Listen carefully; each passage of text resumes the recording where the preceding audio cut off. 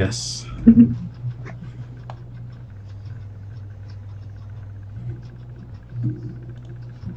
you hear the rats? Yeah. You can hear them drinking.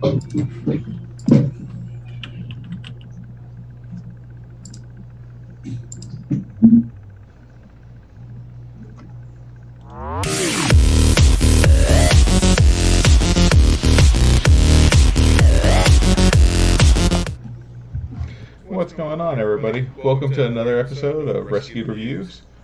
I'm Nick. This is Kelly, my wife. And this down here is Mr. Justin Kicklighter. So, like always, hope everybody had a great week. And let's start off with the vape buffets. Justin, you want to go first, bud? What is this? I'm sorry. What are you vaping on? Yeah, what you vaping? Oh gosh. It's gonna. I'm a big convenience person, and it's. I know it's gaining popularity within our industry, but I'm on a disposable device right now, which is Cali Bar's Rainbow Ice. So before that, I was 3 years strong on Cali Vapor's Devil's Punch Bowl on ice. I like menthol, but disposables merely because of convenience recently. So makes sense. Yeah. Get that. Kelly's been hooked onto the disposables recently. Oh yeah. It's convenient. Yeah. It really is. It's a lot of nick, but at the same time, if you use it correctly, it works perfectly fine. Oh yeah. Just don't abuse it. Yep. Not going to be smoking, that's for sure. Right. So, what about you, love? What you got? Well, I have my two disposables. I have my Escobar that I've been nursing for about a week, and I have my Cali Bar Strawberry. I also been nursing it for forever. Then I got my Vert with the pink and the Axial Pro, and I don't know what coils because I'm horrible at remembering those things. And I put out the Batman liquid, the coconut rum eggnog.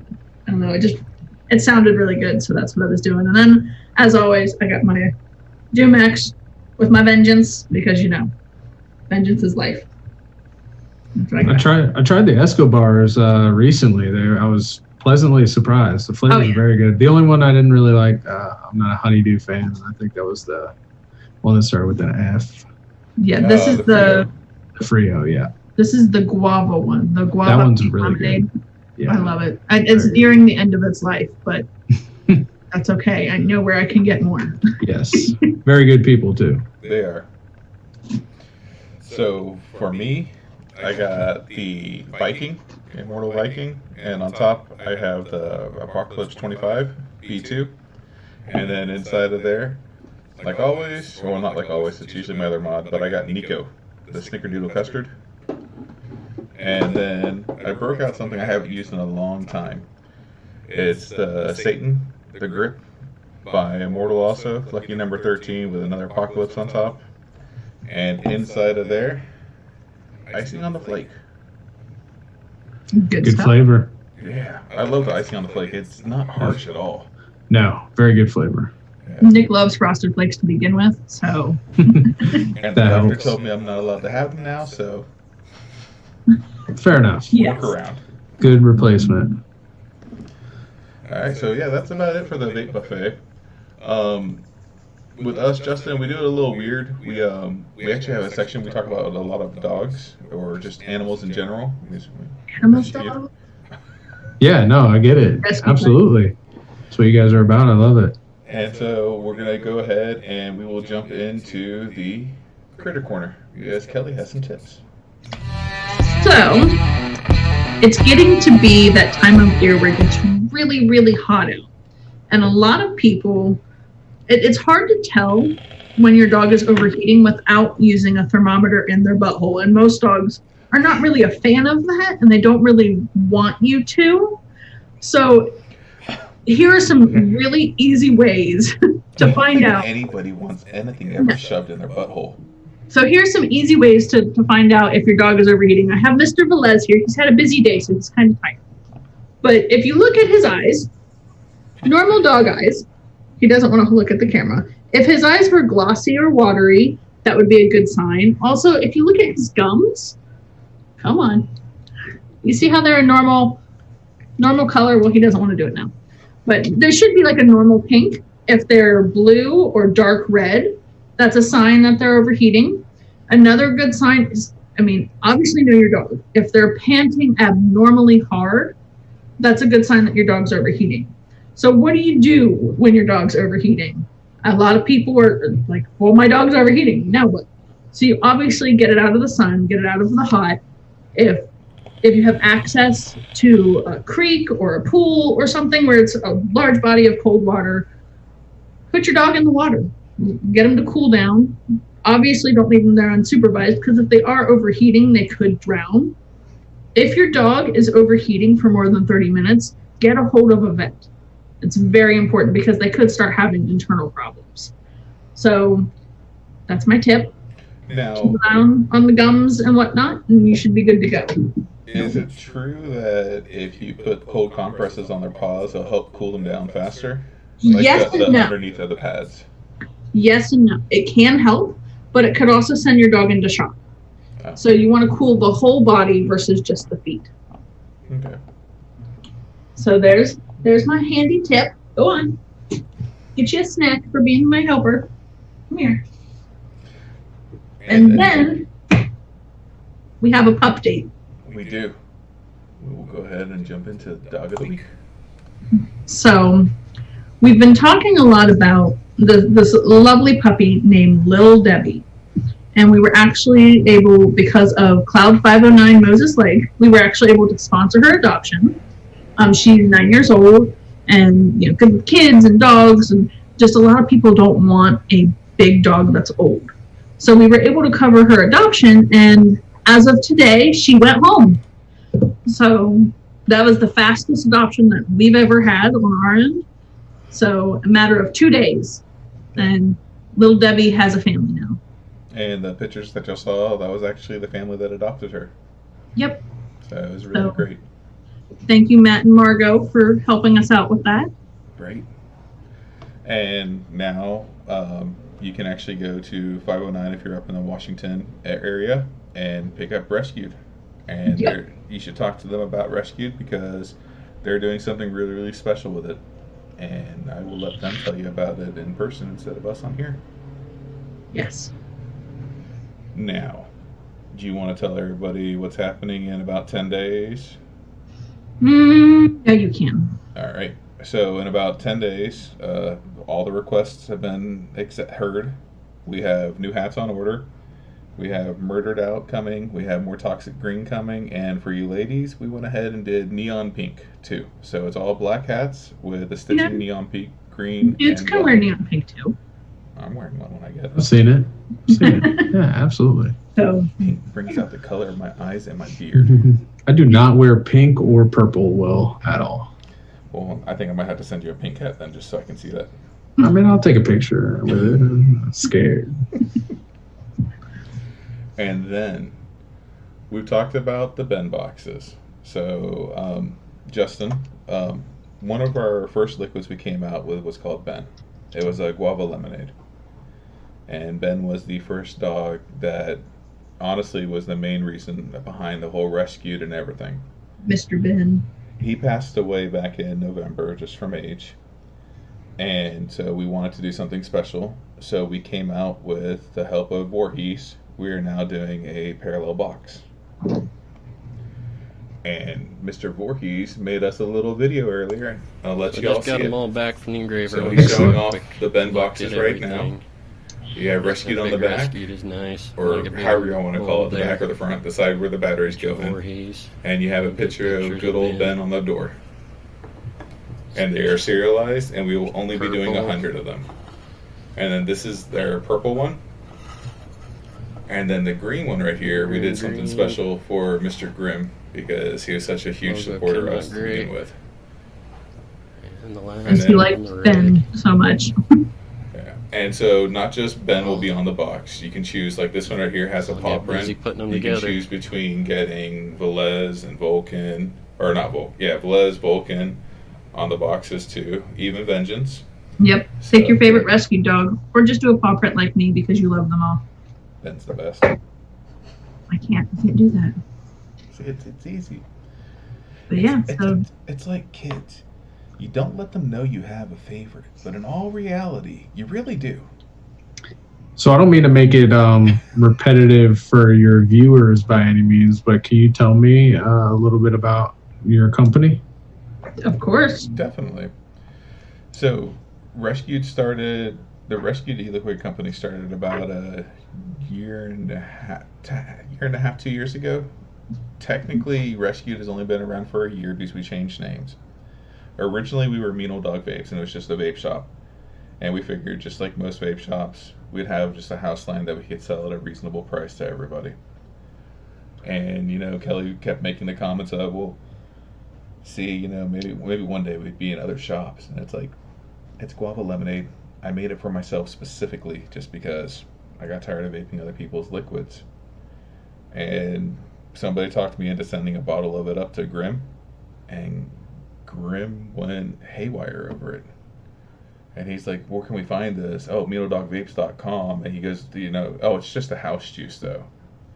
And it's like, so from that point forward, Kelly and I sat down and we tried to figure out how to make it not be known as a house juice. So we went ahead. We were using at that time Dynamic Creations, which is a fun story that nobody ever wants to talk about.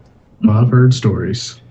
Yeah, and one of our friends that was local to us had a printer, so all the labels were like real sticky and not the best quality, And so it wasn't like a good product to be putting out there in the world. And, when we decided to go full force with Rescue, one thing I wanted that specific stamp. That was my thing, it has to have the Rescue stamp. Because to me, that was important. That's my way of saying this dog is safe. Because I'm a huge dog person.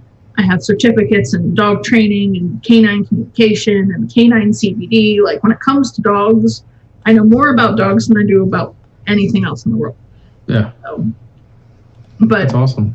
Yeah. And so Nick and I said, well, what are we going to do with it? Like, what can we do? And we didn't want to be just another juice company. And Nick said, well, let's do something for Ben. Let's help Ben out. And I was like, I'm down, because Ben was the best dog you could ever have. And we said, you know what, let's do 15% to every all the humane societies. So 15% of our sales goes to the Humane Society and ASPCA to help with dogs. Large bulk orders from shops will generally sponsor a dog. With the Ben boxes, we'll be able to sponsor dogs. So that way, if you have a Ben box, you can say that you sponsored a dog too. Oh, that's awesome. Our way of helping with harm reduction for pets, because old dogs don't deserve to get put down simply because they aren't cute little puppies. So. Yeah. And so that's kind of how Rescue got started. I mean, we got a call. We were at Midwest, and we were purchasing for our shop at the time. And one of our friends was with us. And at that time, we were just an online vape shop. That's all we had wanted to be. We didn't want to do brick and mortar. We were going to be like everyday Joe Schmo's online vape shop. And my buddy came up to me and he's like, it's a mean old dog. He's going to fucking kill you. It's a mean old dog. And I was like, what the hell are you talking about? He's like, Kelly's taking a mean old dog. And I was like, okay. So I walked up to Kelly. I was like, what the hell is he talking about? And she's like, well, we got to go to Columbus. I was like, we're in Cleveland. And she's like, yeah. She goes, but we don't have to be there till Monday. I was like, oh. So we drive home to Weirton on Sunday. And then Monday we have to drive up to Columbus. So that's like nice round. 6 hours in 2 days. It's okay. Yeah. And I was like, so tell me about the dog. And she's like, well, he's 12 years old, or 12, 13 years old. Well, I can't remember which one it was. And he doesn't like a lot of things. I was like, okay, well, what doesn't he like? She's like, hates kids, hates dogs, hates cats, hates people.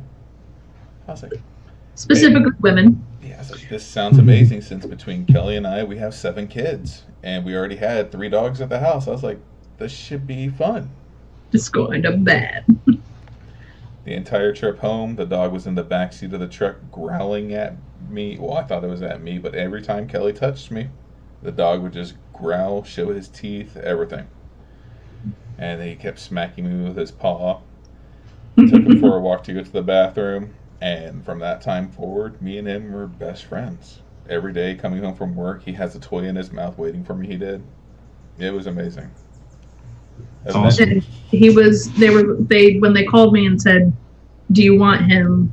It was, if you don't take him, we're putting him down. You're his last hope. And I went, well, why? And they said, well, he's old and he doesn't like anything. And I'm like, you don't put down your grandma. Like, grandmas don't like anything. I'm like, I know some pretty gnarly grandmas. Like, you don't put them down because they're old and don't like things. So, no.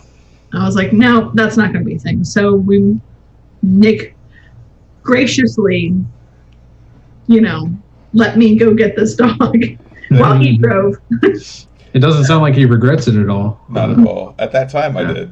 Yeah, but at that time, the saying, happy wife, happy life. And I'm just thinking to myself, and I told Kelly at this time, I was like, if that dog kills me, I swear to God, I'm going to come back and I will murder you. Would she feel guilty? She's like, you're already dead, though, so you can't do anything. I was like, I'll haunt your ass. Yeah, so he lived with us for a couple years, and he was the best dog. He really was. I couldn't have my hair down when he was around because it was like he couldn't remember me. So, yeah.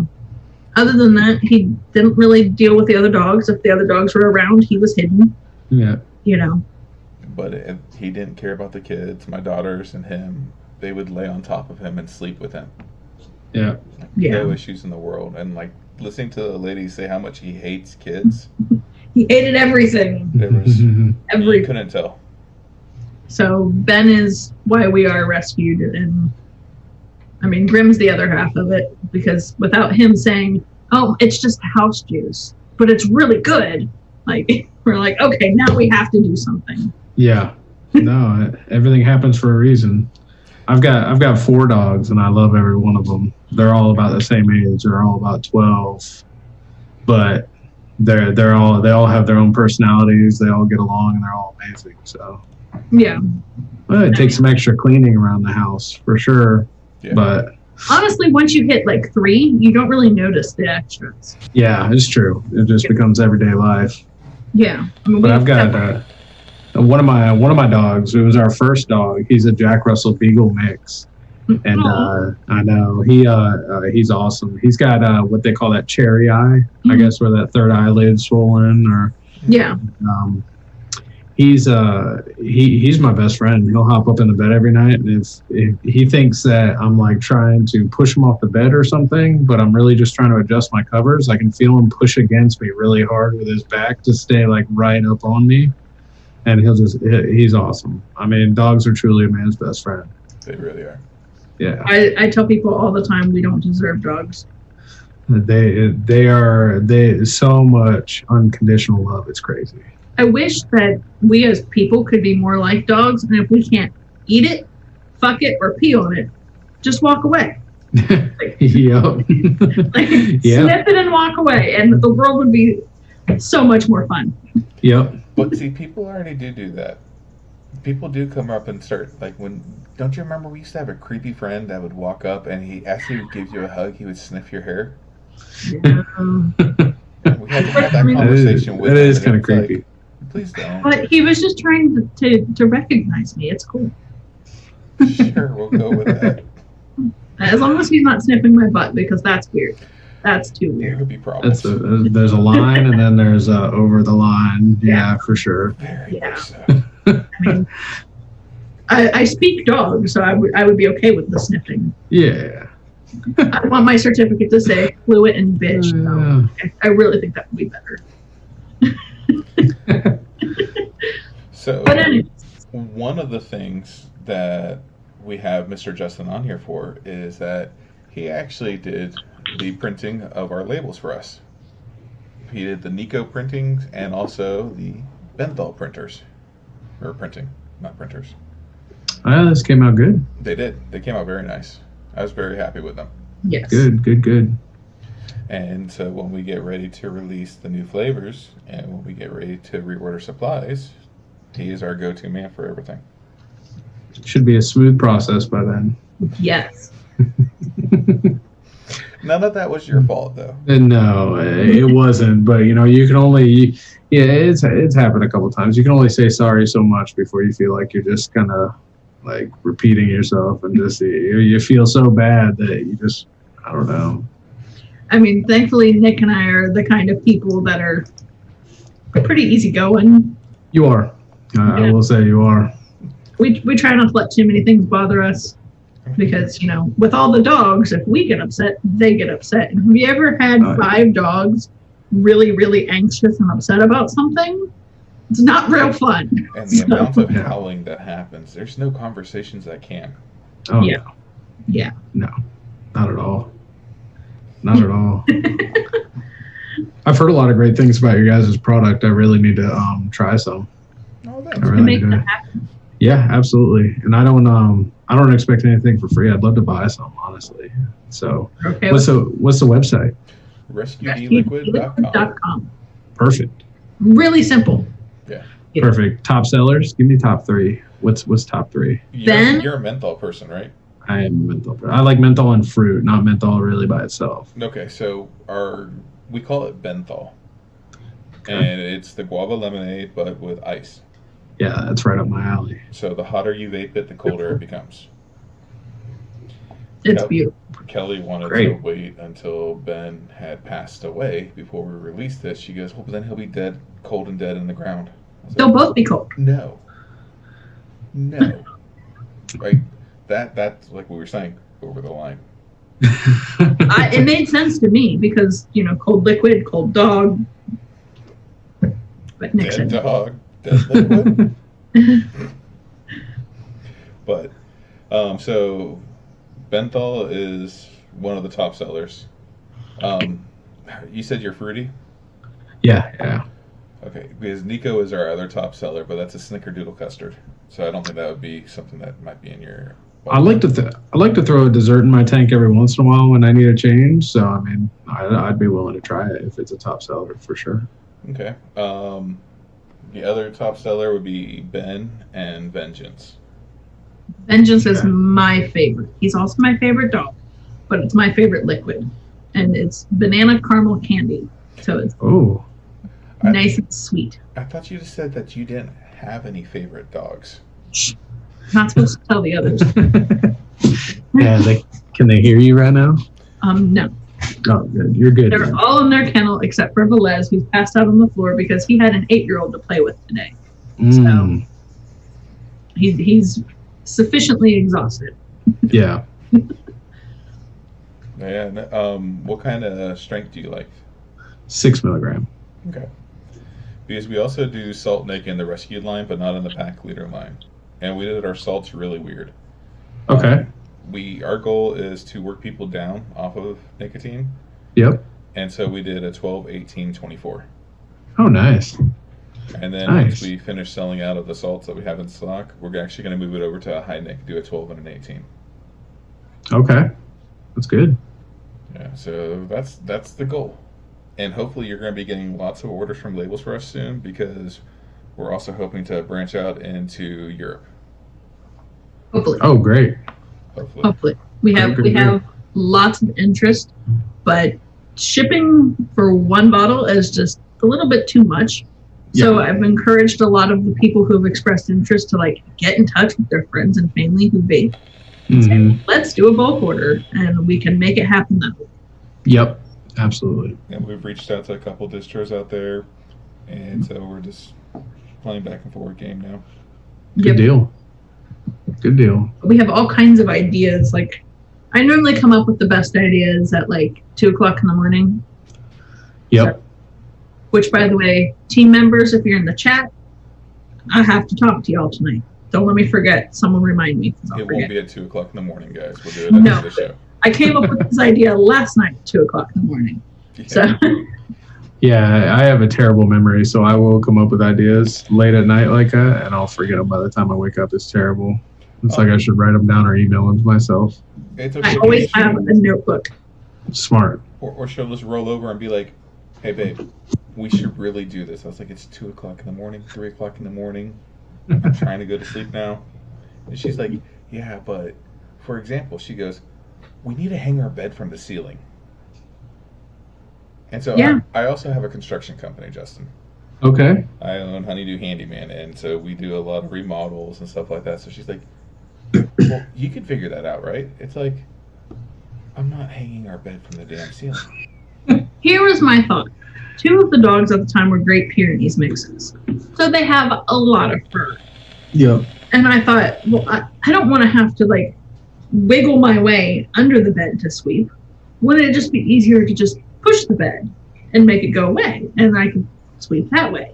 And I thought, well, what would be the easiest way to do that? And it clicked. If it was swinging, my back wouldn't hurt because then I could just literally bump it with my hip and it would move. It's true. So you didn't end up doing it? You don't I want to. did. Yeah, Oh. I couldn't go to sleep that night because I got woken up. If I get woken up, I don't fall back asleep very easily. Well, not always. If I'm in bed, I can't fall back asleep. If I'm on the couch and she wakes me up, I'm back asleep in a couple minutes. But it's okay because I'm not sleeping, is what I tell her. But My eyes are sleeping, closed. I'm listening to the TV. Yeah, swinging in absolutely. bed, it's like sleeping in a hammock. And everyone sleeps in a hammock. So So next day she went to work. I got home from work and I decided to crawl into the attic. I resupported all the trusses and all the joists, and I mounted 4 large ass log chains because I'm a fat kid, and made a whole platform, and now we have a swinging bed. That is spectacular. I'd love to see that. I will send you a video of it, That's amazing. because right now my bedroom, the ceiling came down in the bedroom because we had a leak in the roof. Not not from the swinging bed. We had a microburst and it took off quite a few shingles. Tim has the right idea. Use a winch and you could raise and lower it. And I wanted to do that. I did. No, you did not want to do that on the bed. You want to do it on the dining No, room I table. wanted to do it on the dining room table because I have this pirate wheel and I Go show everybody your pirate wheel. don't know where it is. It's right there behind I you don't- in the laundry room. She's comfortable. She's comfortable. But I didn't know what else. I was like, what else can you do with the pirate wheel? You can't just put it on the wall. Like, you gotta do something with it. So You could spin it to raise and lower your bed. I thought spin it to raise and lower my dinner table because again, 5 dogs. If someone knocks on my door, which happens quite frequently, Yep. you know, I can't guarantee that my dogs aren't going to be on my table, as well trained as they might be. Yeah. And then we don't have a kitchen. We don't have a dining room anymore. It's my office. Ah. Well, problem solved. Well, when we shut down our vape shop, I had made the counter in the vape shop, so I loved it. So I wanted to bring it home, and we used it as a wraparound bar with seating. Oh, cool. And then we decided to say, you know, screw a dining room, and we turned it into Kelly's office / the critter room. So we have Oh, my snakes critters. and rats and spiders in there. All of my critters.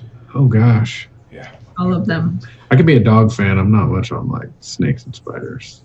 So we have some label questions. We do.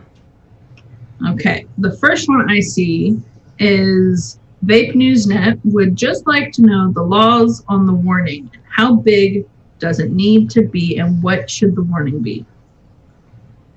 So, if I remember correctly for ours, the warnings need to be 30% of the label. And if your bottle is mainly black on the background, it has to have a white background for the warning, or if it's white on the background, then a black background on your warning. And you need 2. Correct. Justin, Obviously, Justin, correct us if we're wrong. please. No, that's correct. Yep, contrasting colors, 16-point font, 30% of the label, 2 on a bottle, unless it's in a box. You can get away with 1 on a bottle and 1 on, and then 2 on the box. No, I didn't know that. Yeah. Now, Yep. what if, since this label is black, could this be red? No, I believe it's either white or black only, and it's just contrasting to the main colors of the label. Is it possible to keep one warning going, say, vertical, the other warning going horizontal? So it's tough, and it was always a debate because it says on 2 sides of the product, but obviously we work with a lot of cylindrical shapes, so there's not necessarily sides. Some companies do a front face label and then a front face horizontal warning and then a vertical warning. But just the standard that's kind of just been self-set by the industry based on just interpretation. It's been just horizontal on the front and back of the bottle, if you will. Now, would the same label requirements go for picture requirements? So if I post a picture with a label on it, does it need to stay black and white, or am I allowed to alter that? So you're talking about on the product itself in the picture, or the warning required on the marketing image? Both. Okay. So from what I know, the whatever you do filter wise to the picture itself and the product color changes, I don't believe there is a problem with that at all if it changes the color of the warning on the product itself. But the warning on the marketing material itself has to follow the same standards as they do on the bottle. As far as, I want to say marketing images are a lower percentage though. I want to say it's 25% or 20%, something like that. It's not 30%. But you can't go wrong with 30% images. Yeah, no, it's better safe than sorry. Yeah. Now, and the same thing goes for, believe it or not, I mean, I'm sure you guys have seen the posts, that they say it's supposed to be on shirts too, which I think is silly. Which is why our shirts no longer say e-liquid. It just says rescue, because we are more than just a liquid. And then the same with the hats too now. No longer say e-liquid. Because I mean, where do you... It's so weird putting a nicotine warning on a hat or a shirt. And it's so much extra money that's just a waste. Yeah, no, it's silly. You guys did it the smart way, I mean, and it is, I mean, like I said, we are more than just vape liquid. Like, we do dog rescues, and we, we'll sponsor adoptions, and we help people who might need a little bit of help with their vet bills. Like, it's more than just vape. Vape is a large part of it, but it isn't the only thing we do. We also have CBD stuff. We do.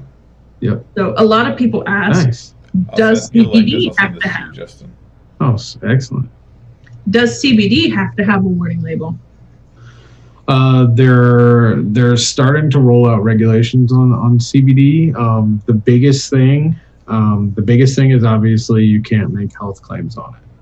Yeah. Right. Which makes it a harder sell, especially with the lack of education in the CBD industry. I mean, the CBD industry will absolutely be much larger than the vape industry as far as users go, but it's taking a while to get there because they're really limiting what CBD companies can do advertisement wise with health claims and stuff like that.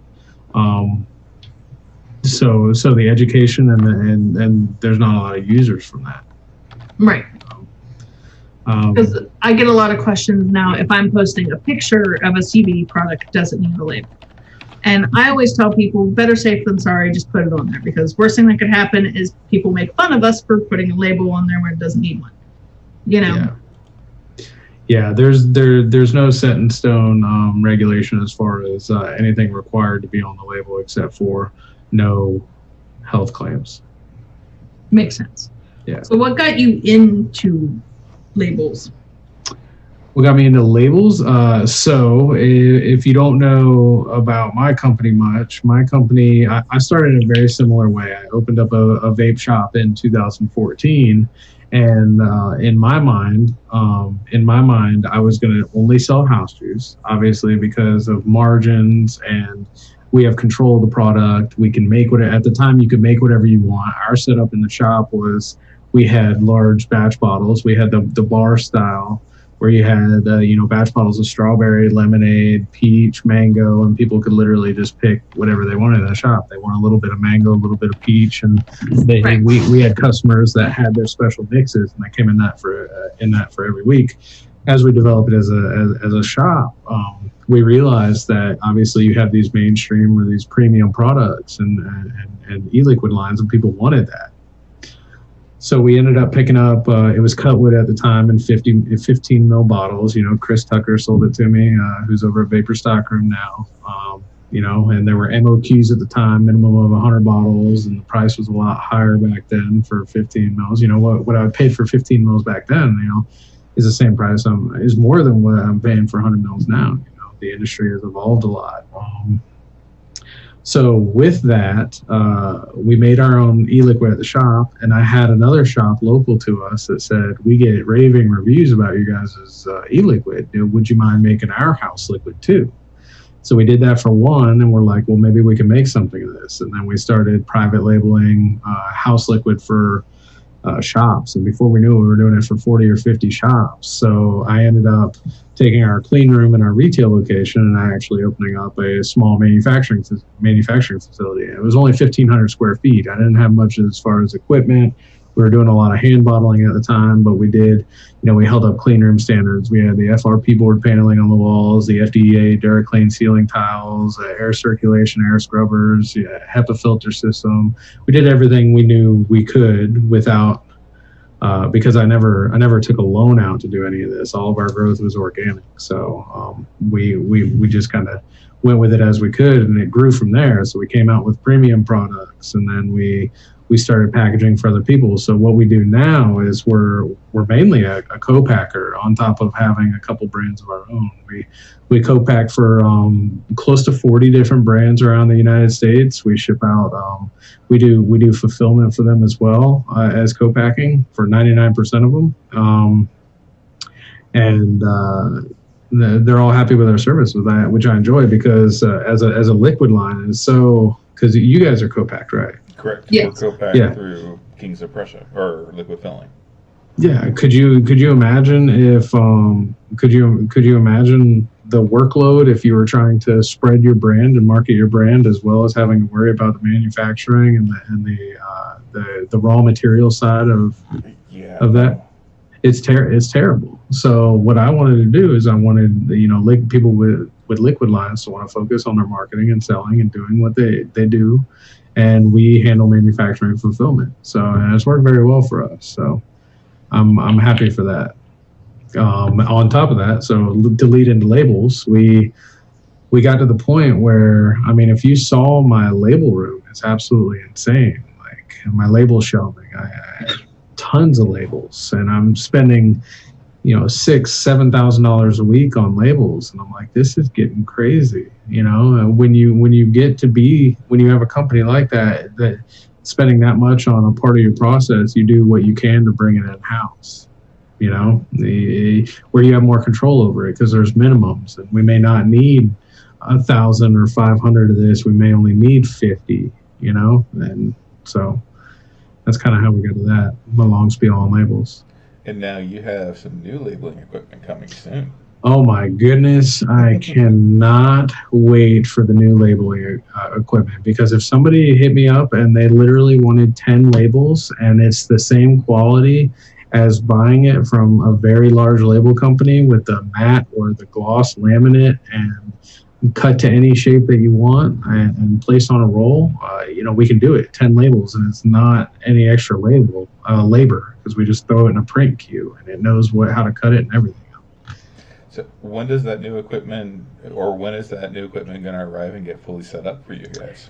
The printer portion is shipping tomorrow, and the finisher, which cuts and laminates the label and re-rolls it, is coming in. Hey, say hi to everybody. Hi, little one. She must want something. It's being shipped on the 14th, from what I found out today. So about 2 weeks out. Because of COVID and everything going on right now, they're not wanting to necessarily fly in because they're out of New Jersey. So we're going to do a lot of virtual training and setup. So fortunately, I'm pretty tech savvy. So. Nice. I don't think I'll have much of a problem. My boo-boo hurts. Your boo-boo hurts? Well, I'll get you a Band-Aid in a minute, okay? Let me finish this up. All right? I know. I know. Hi. Hey, little one. You still playing with your friend? No, she had to go. Okay, give me a couple minutes, okay? I want to go to bed. Okay, I'll be in there in a couple minutes. I know. A couple minutes, all right? Oh. So with that new equipment, are you going to be branching out to maybe doing stickers and things like that also? Yep, I'll be able to do stickers on rolls and same concept, and it'll be able to do foil labels as well, which I'm super excited about. I wanted to be able to do foil labels in house for a long time, and I don't know if you know much about the process of printing a foil label. The substrate or the stock itself is completely chrome, and basically what you do is you lay down a white ink layer on top of the chrome. And that white ink layer is wherever you don't want chrome to show through the colors, right? And then you lay the colors on top of that. So this is a toner ink based system. So it'll lay down white ink first, and then it'll lay down the color, and we can have foil labels. Same with stickers, and it'll do any shape.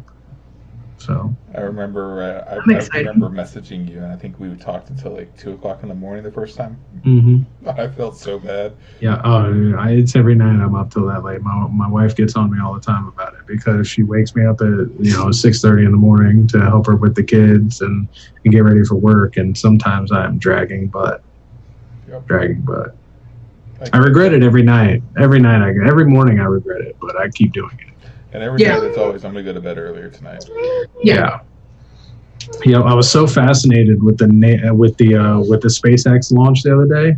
I was going to go to bed at 10:30 at night, and I started to watch one NASA video on Facebook or on YouTube, and it was downhill from there. 4 hours later, I was finally going to bed. I was like, cool. It was like the next suggested video was like, what do they do for food in space? And I was like, oh, let me click that and watch that. Well, I mean, then what was it? The SpaceX that blew up on the test one? 2015, I think. Yeah, that's scary. Yeah. It was nerve-wracking. Give me a couple minutes, okay? Stop. Give me a couple minutes, okay? I know. So what is the biggest thing that you see people doing wrong with their labels? So you still have, it blows my mind, and this will get into the more wrong side of the industry, but it still blows my mind that people are still putting candy and kid cartoons on labels. Still, to this day. Well, that's one of the reasons why for the pack leader, we went with just the silhouette of the dog in the background howling at the moon. Mm-hmm.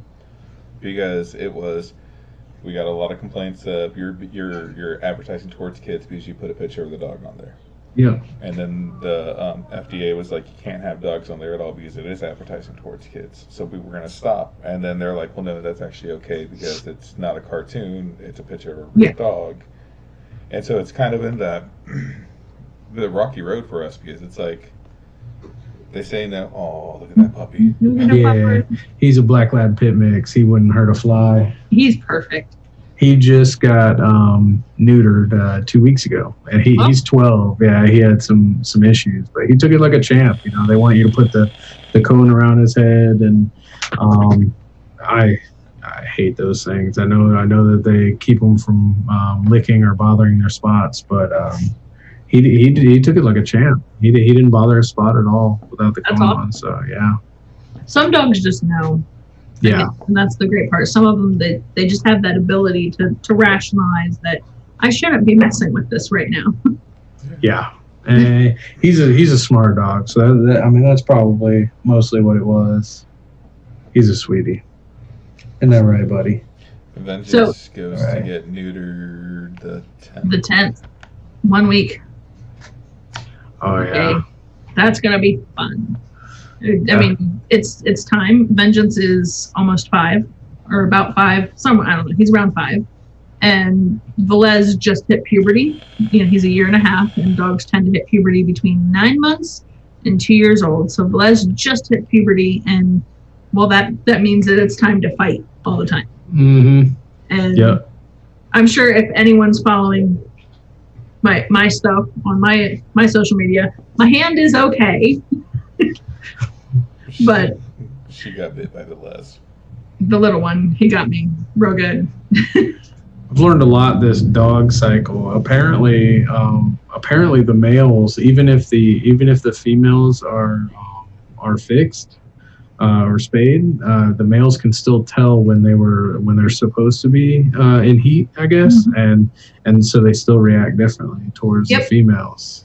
And a lot of times, unaltered males, they do it just because they're trying to determine who's the big dog, who's the important one, who's going to run the group, kind of thing.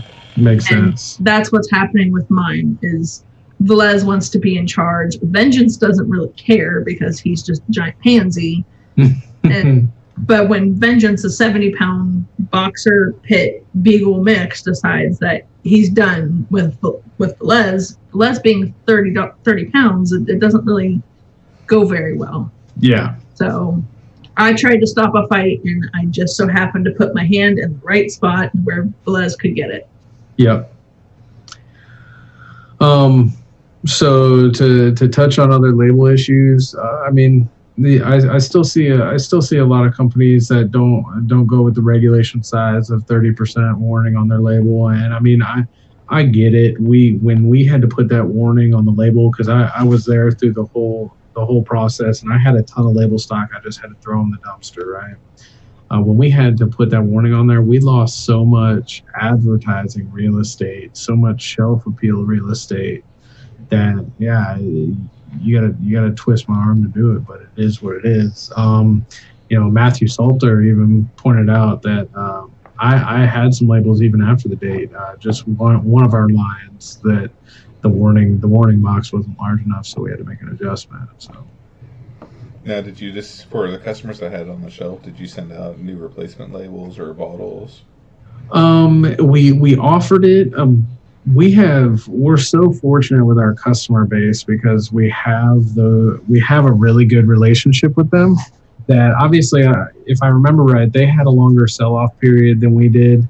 Most of them were like, honestly, we're just gonna sell through it, and as long as the new stuff coming in has the correct warning, then we don't have a problem.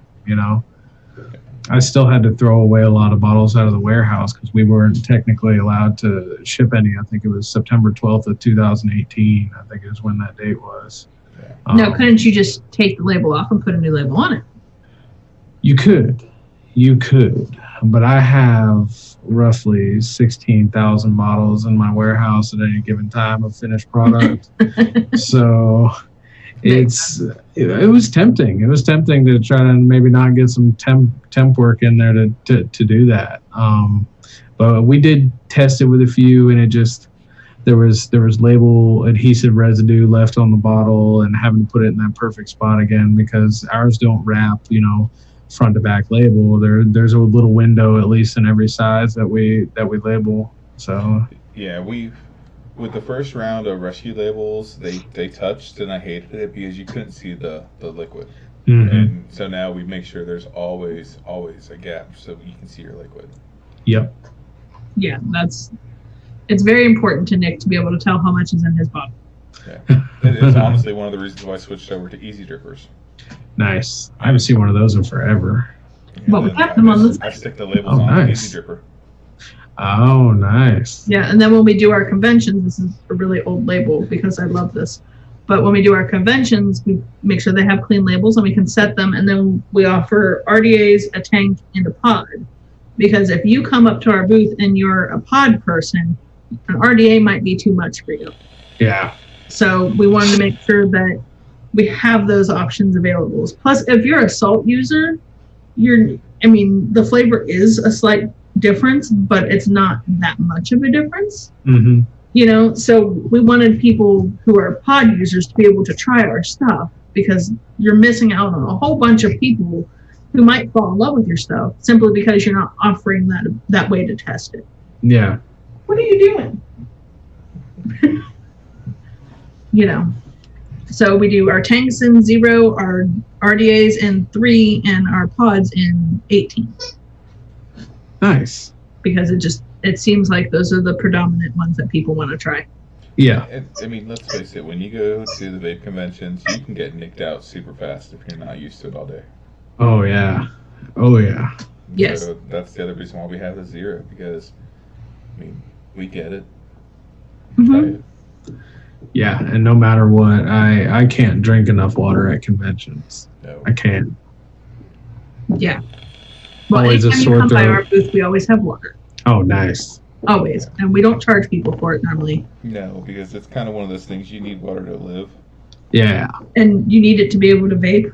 Because Yep. once you hit that level of, 10 booths in, you're like, I don't feel good. I don't want to do this anymore. My head Mhm. hurts. Yep. And You nobody know. likes drinking out of water fountains. They're so unsanitary. We're Yeah. paying $5 for a bottle of water. Yeah. Well, speaking of sanitary, y'all, if I remember correctly, wasn't it you that donated a lot of hand sanitizers to the first responders? We have, when it first went down and I was able to access isopropyl alcohol, which was the hardest part, right? Because I deal with a couple different chemical distribution companies to get some of the raw materials for e-liquid. They all sell isopropyl alcohol, but immediately when COVID started happening, it all went on sales control. No matter how long I've been working with these people, they would not sell me a single drum. So finally, I was able to get a connection with a place that sold me 4 drums of isopropyl alcohol. So we started manufacturing without the intent of selling any. I just wanted to donate it because I worked for the city of Marietta Fire Department for 10 years here local in Georgia before I left to do what I'm doing now full time. So if we were going through all this and I didn't have certain PPE items on the fire truck, I'd probably feel dirty all the time or concerned I reached out to the first one locally here and he did everything but just straight up beg for it because their suppliers were rationing them and were out of hand sanitizer. And with our ability and the bottling equipment, I literally took one of our bottling lines and I said, why don't we just produce hand sanitizer and donate it? So I started reaching out to fire departments around the country and they all said yes. So I sent cases upon cases. I think we're up to 40,000 bottles donated to first responder agencies around the country. That's amazing, man.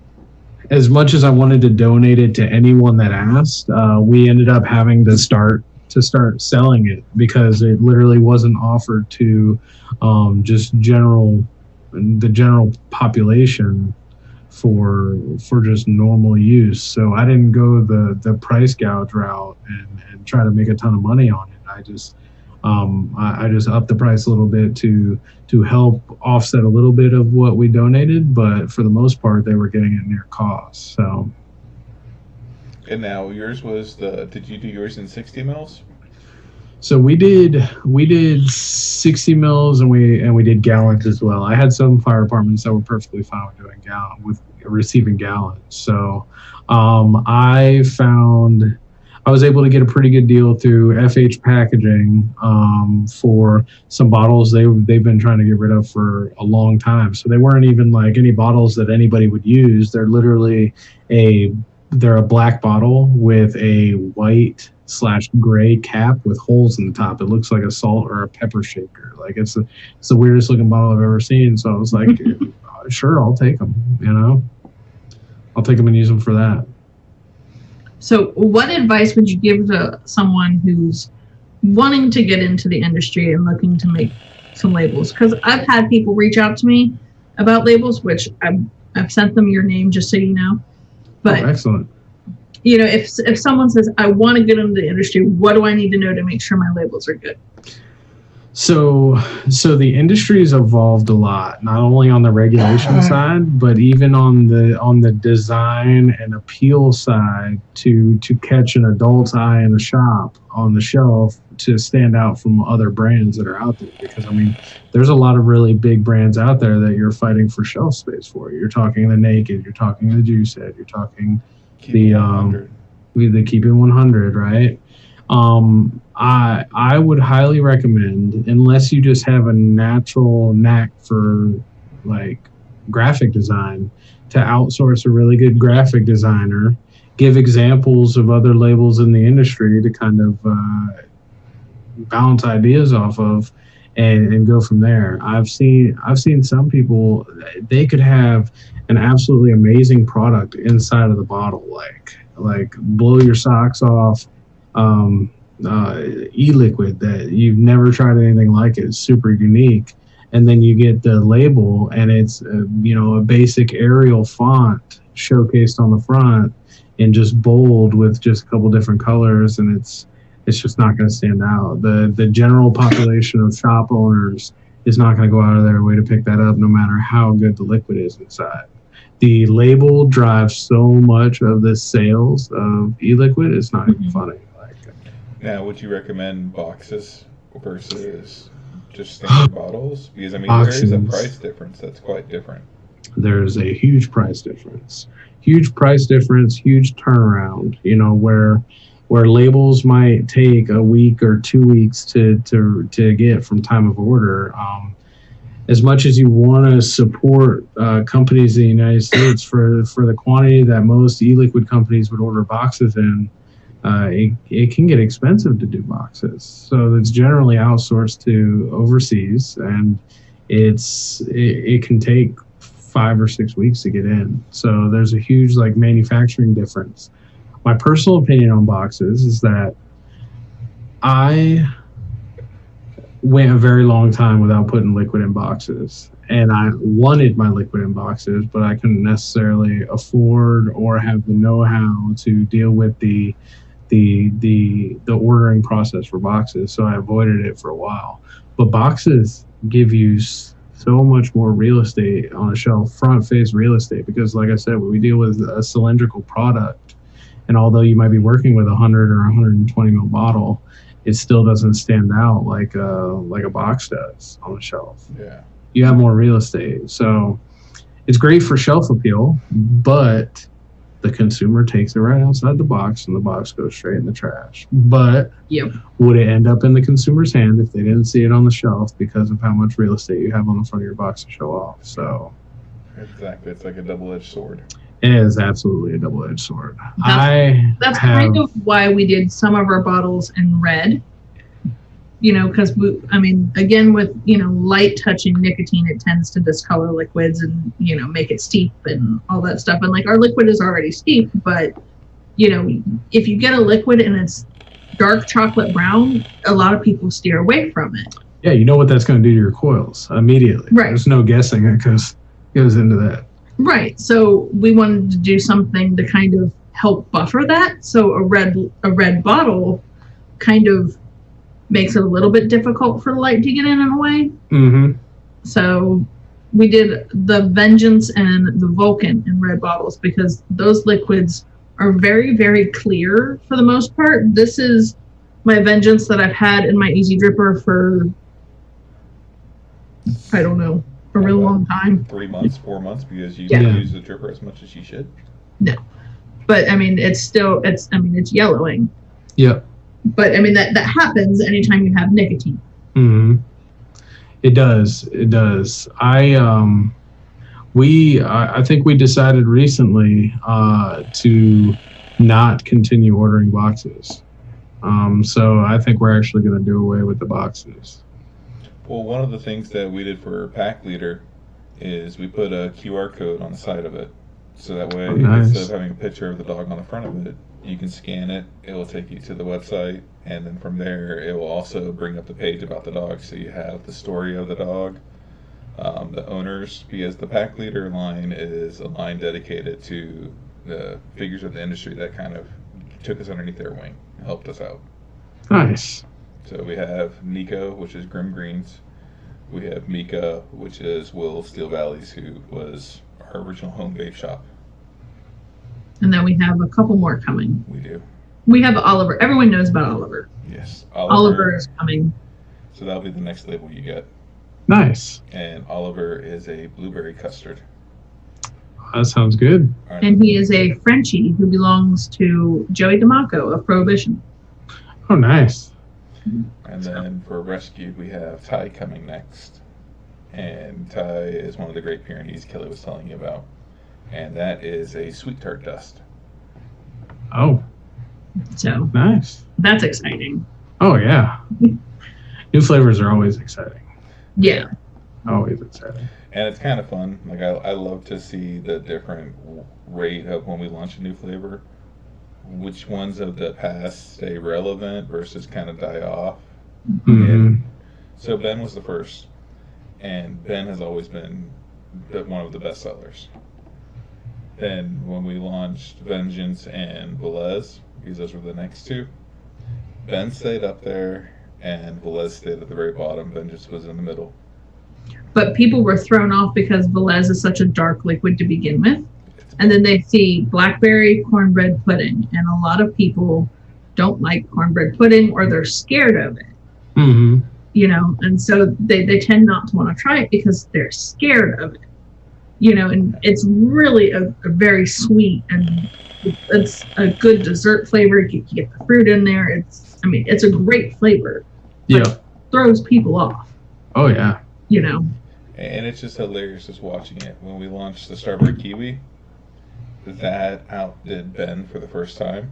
Hmm. And then Ben took it over again. Nico has been top.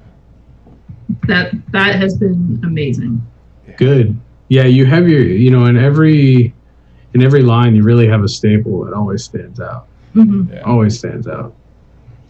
And it's But nice. it also matters on the time of year. Like I know a lot of people, they like Ben for the summer flavor because it's a guava lemonade. It's a nice summery flavor. I mean, it's going to be interesting to see what happens this summer with Nico, if that's still going to be as popular or if people are going to go towards Benthol, or even Mika, which is a vanilla peppermint. Like people might say, you know what? I'd rather do mint because it's cooling. Yep. Yes, Mr. I get Mendoza, Thai is perfect. Thai, we used to refer to Thai as and nobody please take offense by it. I don't mean it in any offense. We used to refer to Thai as our Down syndrome dog. Because when she was a puppy and she would look at you, she just had those eyes that just kind of made you just want to go and give her a hug and love on her. And she is the best dog in the world. You can pat your She's chest super sweet. and say hug, and she'll hop up on her back legs with her front paws crooked, and then she'll lean and wrap them around you. And she's the most gentle giant you'll ever meet. Yeah, That's 110 awesome. pounds, and she is by far the gentlest dog we've ever had. Emily, that's going to be Thai Bully. Yep. So keep an eye out for that. That'll be under the rescue line, the black labels. So, Now, when you have people doing different flavors underneath their lines, do you see a lot of people changing up colors of labels or keeping everything kind of the same, and then pictures or names or something like that? We haven't had anybody necessarily change their labels while they were with us. While we were onboarding clients to Copac, for example, they would come to us and we would always offer to maybe spice it up a little bit. Me, I'm a personal fan of foiled labels. I love foiled accents on labels. Like I don't know what it is about it, but it just it catches my eye every time. So literally, I think for a straight year and a half, every Copac that we onboarded, and we ended up converting their labels to foiled. They absolutely love them. You almost had me for the pack leader. I was close. Well, when I get this new equipment, maybe I'll do a test print. If you like it, you like it. I'm always down for new stuff. I like to think the pack leader line is like if rescued were a person, rescued would be very punk rock, safety pins and earrings, like that kind of attitude. And I always thought that pack leader was the classy sister, the pretty one. Yeah. Understandable. I mean, like I said, take a test print and see how it looks. I'm a huge fan of it. So we there were definitely some clients that we really did a facelift to their labels, and they saw a huge uptick in sales from it. And they got tons of compliments from the shops that they dealt with for it, and super happy to see it change. Because you offer a whole design service too, don't you? We do. all of it's included. When clients come on with us, we have a graphics team that you chat one-on-one with for changes or anything, and they take care of all of it. So they're with that being one of the huge points of our market, your labels have to be right. They have to look right. It is, like you were saying, it's all about label appeal, shelf appeal. You want it to stick out, you want it to be noticed, and you want it to be stuck out and noticed for all the right reasons, not for the candies, not for the cartoons and stuff like that. Right. A lot of companies really use that, I think, as a huge stepping stone to get them attention on the market, and they got their attention and then they made changes. Some people were receptive to that. Some people were like, no, we know exactly what you did. Yeah. I mean, in all honesty, we put the dogs on the bottles because we want people to look at the bottles and go, oh, look at the puppy. Mm-hmm. Because I'm that person. If I walk into a shop and there's a dog anywhere in that shop, I don't care if it's a poster on the back wall, I will see it and I will acknowledge it. And that'll be the one thing I say. I'll be like, oh, look, puppy. Yep. And for me, I'm going to buy a bottle simply because there's a dog on it. Mm-hmm. That's just who I am. Nick will even tell you that. Yep. So. Yeah, when we had the vape shop, it didn't matter if you were across the street and walking the opposite direction of the shop. Yeah. Kelly would drop everything, ignore the customer, and go outside and be like, puppy. I would I'd be like, hold on, I'll be right back. And I would run out the door and I would say, can I say hi to your dog? And then people would just kind of like look at me a little bit crazy. And then they, like, yeah, sure, go ahead. But towards the end of our shop, their dogs would just automatically come to the shop because they knew if they came in here, they're getting a treat. Yep. It kind of endeared us to the community because we were welcoming of their pets. Yeah, that's awesome. Now, with everything that you're doing, do you have any new flavors coming out, or anything special for you?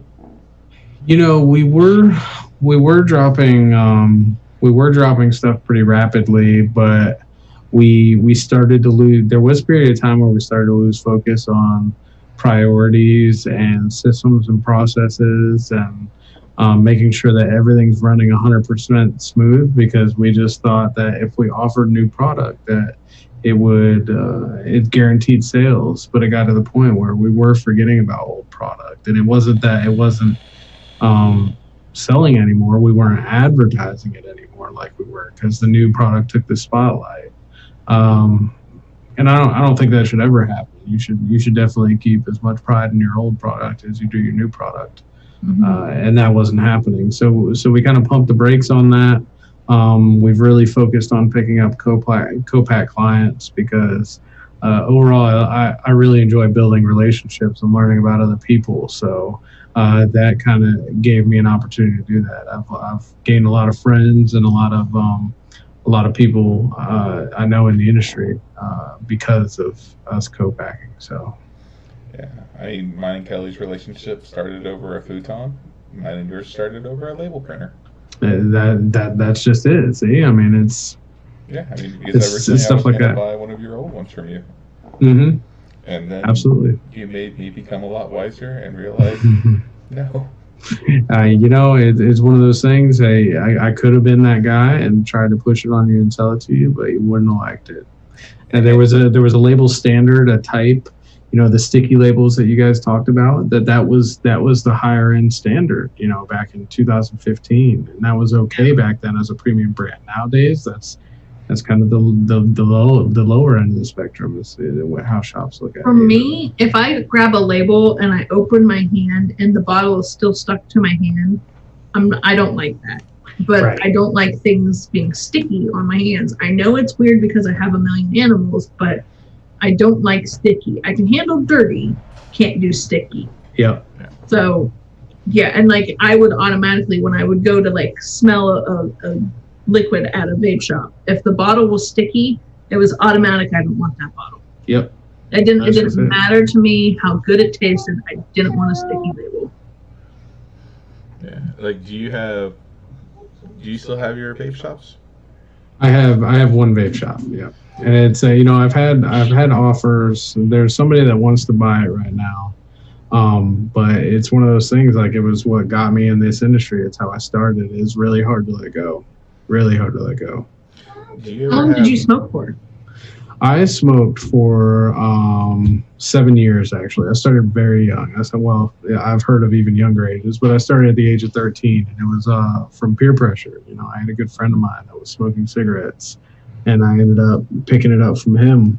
And then it kind of snowballed. Once I got my driver's license when I was 16, I found a convenience store that would sell it to me and not ask for an ID, and it was easily accessible. And it snowballed from there. And I tried to quit many times in between the age of 18 and 20. And I don't think I really wanted to quit. I knew I needed to quit, but I didn't want to quit. So it was a failure every time I tried to quit. I was a menthol smoker then too. I smoked Marlboro Smooths for a few years. But it was only until I really wanted to quit that I quit. And then I started with the fire department, and I did something even grosser. I started dipping. So the vaping actually got me off of dipping, and I had already had that kind of. I obviously had the knowledge of or the feeling of smoke, and vaping's different, right? Because and I try to convince my dad too. My dad was a smoker for many years, and me owning a vape business, I was always like, you should really be vaping, Dad. Like, you're my dad, and you're still smoking, and I make a lot of e-liquid. Like, you shouldn't be smoking. And he's like, well, it makes me cough when I hit it. And I'm like, yeah, that's because it's different. It's a moisture versus dry. It smokes dry, and then you're inhaling something that's got moisture to it. It's gonna make you cough. Like, it's different.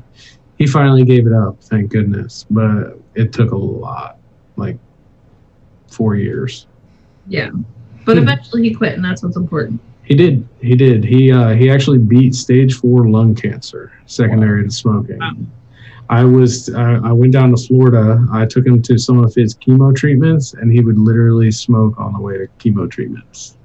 Yep. And he would smoke in his truck, and I drove him. He would smoke in his truck with his windows up. I got so sick after just being in it with him a couple days and breathing that for a couple days. It was absolutely horrible. I get annoyed because even with our house, with all the windows shut and the doors shut, I can still smell the neighbors smoking on their porch.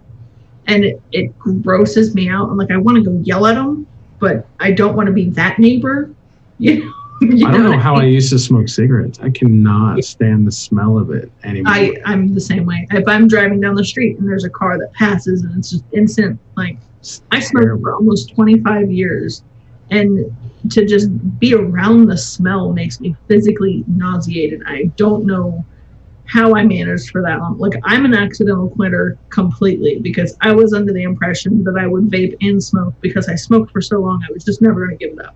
Mm-hmm. And I mean, I would catch myself lighting the cigarettes just to be lighting the cigarettes and hold them while I hit my vape. Yep. And then I ran out of cigarettes, and I've been meaning to go get another pack for the last 3 years. Well, don't do that then. Yeah, but I mean, like, I had no intentions of quitting smoking. It was just something to do while I was in the house because I didn't want to smoke cigarettes around my kids. Mm-hmm. So that's good. Yeah, and I ran out. I ran out of cigarettes. Yep. And I live a block away from a Gumby's, which around here is a cigarette store. And, like, I could have easily walked to the cigarette store to go get more, and I chose not to because I'm lazy. So. Now, with you switching from dipping to vaping, what level did you start off at? So when I first started, I was using a CE4 tank, and at the time I was using a 12 milligram margarita flavor. Because I like that, because it had like a sour, it has like a sour tangy taste to it, especially in the CE4. It was very easy for me to transition because it gave me the nicotine too. And when I opened my shop, it was CE4 style tanks, and the Nautilus had just come out, and the Nautilus was a spectacular tank back then. where I could put that margarita flavor in there, and it was 20 times better, a million times better. You know. Have you tried the new Nautilus, the GTs? No. They are fantastic. Really? I'm gonna have to. Mouth to lung like normal Nautiluses, but you can draw on it almost like a regular sub-ohm tank. I remember when the first sub-ohm tank came out. You know, the Atlantis. I think it was the first one that kind of made it to market. That kind of blew up the sub-ohm tank lineup of things, and it was huge. I don't even remember how many we sold. It was crazy. So you were right before we got on. You were on a phone call about some Bumper. advocacy. It was. For this Huh? bumper Oh. thing. We're gonna run the advocacy bumper. I completely forgot. Roll that Okay. beautiful footage. Excellent. I just like it because it's fun. Yeah, You know, I love it. our advocacy one is rainbows and it's like a party and it's a disco and you know because advocacy isn't boring. No, not at all, and it's extremely important. What I ran over and ran late into was a Georgia Smoke-Free Association, which is our smoke-free association in Georgia here. It was a live stream broadcasted on Facebook, so you can go on Facebook and check it out. But we have 2 politicians for 2 different districts here in Georgia that are local to kind of the main portion of where most of the shops are in Metro Atlanta here. And they both of those runners support what we do. We have one of them who's very anti-big farm, anti-big tobacco, and we have another one that's just absolutely tired of over-regulation. They see that in our product and our industry, so they stand behind us. And what we wanted to do was, and the users on Facebook that joined the video, they were able to ask them questions, and it came up multiple times because we've had other people like that. And then once they finally get the seat, they forget about us. And the biggest thing to hit home with them was how we can stay engaged with them to protect us and help protect us in our state. And we've been very fortunate as a state in Georgia, really. I mean, we haven't had any flavor bans come up. We did have a tax proposed this year, but it got shot down, a wholesale tax. And it wasn't nearly as harsh as some of the other states that are 40 to 80 to 90% in some states. But they wholeheartedly stand behind us, and their graphics team for their campaign have made up graphics about how they support vaping, and we'll definitely push a lot of support behind them. I know in Maryland, I believe it was today, the governor vetoed a 12% tax on vapor. Good, because it's just straight up not fair. If you're trying to if the state itself is trying to compare us to cigarettes, but then try to tax us 4, 5, 6 times more than cigarettes, you obviously have something out for us. It's not just about a small amount of tax money revenue loss. Right. It's deeper than that. Exactly. So even in Georgia has one of the lowest cigarette taxes in the nation. I think it's like 3.5%. They wanted to tax vape products 7%. And it's like, why are you wanting to tax us double the cigarette tax? It doesn't make any sense. Yeah. I mean, we're okay with reasonable tax because we get it. They want their cut, but it has to be reasonable. Pennsylvania with a 40% tax. Exactly. I mean, terrible. And like you said, we're 100% okay with reasonable regulations. I mean, to say 40% wholesale tax and then a 10%, 10 cents a mil NIC tax, like, what do you need all that money for? Like, I'll never be okay with a per mil tax at all. Yeah. I mean, you look at the disposables or Juul or whatever, where it's 1 to 1.3 mils. This is going to have a much larger tax than a standard 100 mil bottle, which is 60s and 100 mils are still the largest sold bottle, largest amount sold bottle quantity wise. Wow. Sure. Tim, an advocate for liberty, says 92% tax in Vermont. That's terrible. Yeah, That's terrible. How is that? How do you propose that and it makes sense? Like it's an obvious try to push out vaping in that state. I know here in West Virginia at one point they were trying to do $1 a mil tax, which would put a 60 mil bottle at $60 before you even get to the actual sales price. Okay. And like It's robbery. It's crooked. no one can afford $80 plus for this. Like that's too much. I could buy a carton of cigarettes, Mm-hmm. Like, it's horrible. Yeah. Horrible. It's bad. So we've been very lucky in our state, and we want to maintain that same momentum. So with those two candidates standing behind us as hard as they are, and they took the time out of their evening to have a Facebook Live broadcast with us, and they've committed to, if we did a rally, they committed to going out there with a rally for us as well. Nice. Yeah.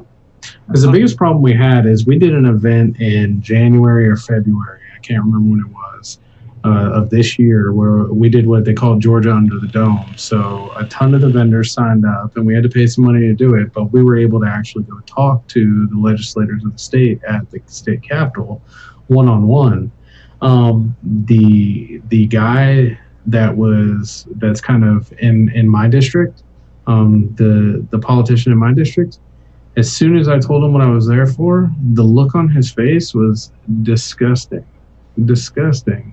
He was so against vaping because he's on an inhaler and he has asthma that and I told him, like, I kind of rudely interrupted him. I said, I'm not trying to be rude, but you are following the media way too much and not looking at facts. Like, I was able to hand him, and he told me that he would read Lindsay Stroud's, THR 101 book. And I hope he did, but it was really disheartening that he would barely hear us out. Yeah. I mean, my thing is when people will say, vaping's bad, and I'll say, even if it's bad, even if it's slightly bad, which in my world, it's not bad, but to some, it might be, whatever. For me, vaping has not just helped me quit smoking. I can now do things that 10 years ago I was unable to do. I can walk up the flight of stairs without having to take a break. I can walk around the block with my dogs and not feel like, oh my God, this is exhausting.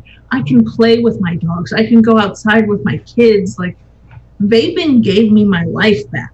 Yeah, you're not waking up with a horrendous cough. Yeah. You're not coughing your lungs out when you wake up.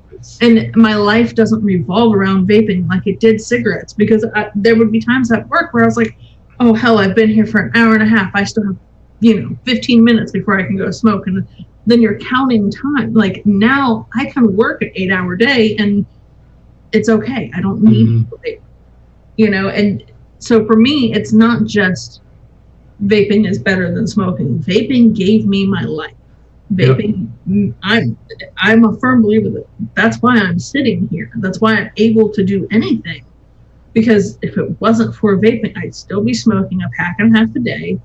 I'd be exhausted, I'd be tired, and I'd sound like that old lady that smokes 1 million packs a day. Mm-hmm. I mean, aside from just being able to walk, my skin is cleared up, my hair isn't falling out, my fingers are no longer yellow. Like, yep. There's a whole bunch of things. Like, my house doesn't need painted every week. Like, it's more than just, it's better than smoking. It's better for my whole family. Yep. So that's why I'm for vaping, because, Yeah. Better, anyone was wondering. Absolutely. I mean, if you can message either me or Kelly the link to that video, we'll put it in the description, and we'll also make sure we share it on the rescued sites too. Yes. Absolutely. Definitely. it's good to watch to see the politicians that would stand behind you, because you can have those in every state. You just have to find the right ones. So find your politicians. Ask them questions. That's why they're there. Exactly. They need everyone's vote, you know? I mean, Yeah. support your VTAs. Mhm. VTAs are the front runners for us. VTAs, SFAs, CASAA. I mean, Yep, they Get all work involved. hard. Well, and it is 9:50, so it is getting close to the end of the show because I'm a fat kid and I'm hungry and I haven't had dinner yet. So we're gonna start, I guess, saying goodnight for the night. Justin, I want to thank you so much for joining. Yeah, thank you for having me. I appreciate it. thanks for filling us in on label importances. yes, it's very important. So, I mean, and that's the thing though, because it's if you look at when you're a regular vapor, it's a damn label. You don't understand the amount of restrictions and the amount of time that it has to go into setting it up. mm-hmm. Yeah. Yep. It's a damn nightmare. Yes, it is. Yes, it is. Our first labels took us, what was it, a month and a half, 2 months with the designer to try and get them right, and even then they kept screwing it up. Mm-hmm. That was just to do the label. Yeah, and That wasn't the liquid. yeah. But So we have a little catchphrase we say at the end of the show. We love you and we like you. So from all of us here at Rescued, thank you for joining us. Catch us next week. We'll have a new special guest. And we love you and like you guys. we love and like you. See you guys.